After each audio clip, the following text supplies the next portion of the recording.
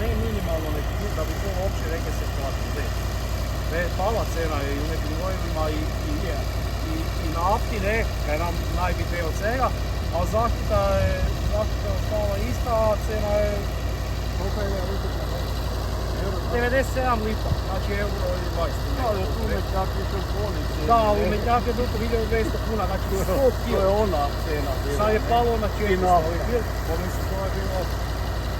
Vidim da računate da je prinos na nekim zemljama, čujem i do 50%, 70%.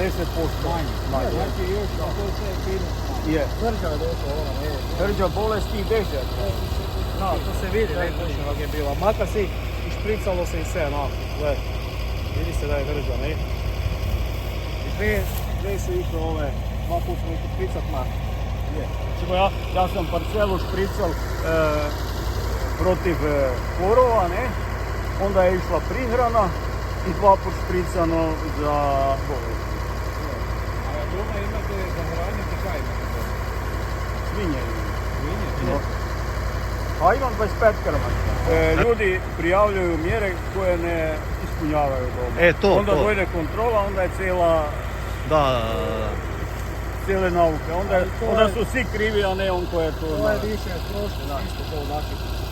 Pa sad gledajte, svaki, ja ne znam, valjda je na 2-3 tjedna.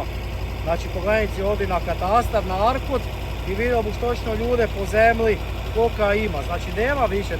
To je su novo uveli, ne? To su priče za malu djecu. Da. Znači da ti si prijavio da je tu jačmen, a da si posejal kukuruzu ili neke. Ne, to zaboravi. Znači više niško s prste ne prolazi. Sve kaj vam pričaju ovo koji što, to su puste priče. Znači svaki 2 tjedna obilazi tu helikopter, dron ili kaj i to se sve snima svake normalno, katastarne općine. Ono je gola, ovo je gotalo ovo i tako da.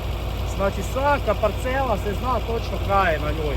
Nema veda, a ovo znači kad na dnevniku govore da je poljoprivrednik ima zapušteno zemljište, da je prijavil, to je znači takva laž da to sami vidite čista laž.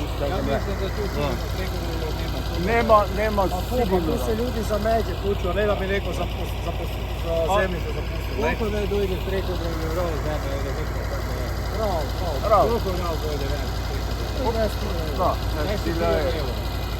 Rav, ne hektar. Rav zemlje 10.000. 5750 kvadrata. 5750 kvadrata. Znači ne nemaš kupiti u biti... Ne, jer kaj se pojavi, to mamo ti je. Prek noći se proda. Dobro.